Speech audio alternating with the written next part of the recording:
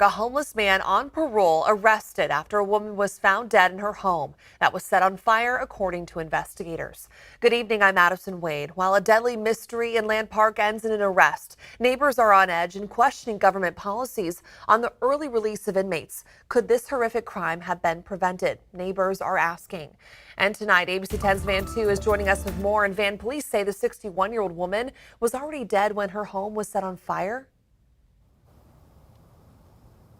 Yeah, Madison, really such a heinous crime that has left the community on edge here. And someone has left a plant for the woman in front of her home who has not been identified yet. Now, police deemed the fire suspicious here at her home on Friday night. And by late Saturday, investigators were able to charge a parolee, 51-year-old Troy Davis, with murder, arson, burglary, and sex assault.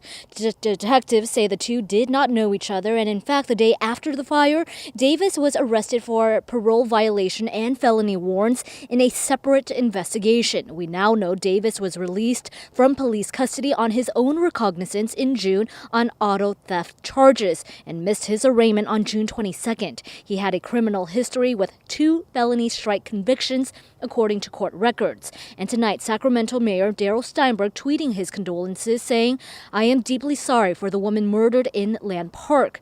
The trauma of it for her family and our community. Thank you, Sac Police, for making a quick arrest. We will work to get to the bottom of this unspeakable tragedy and address the systemic gaps in support and protection that led to it." But the Land Park Community Association says their neighbor's death could have been prevented if a dangerous felon had not been allowed to prowl the streets of Sacramento. I'm extremely sad. We're worried about our public safety. We feel like our city leaders are not paying enough attention to that. And this is the result of it. I think that it's important that they reevaluate who they're really protecting. Now, police have.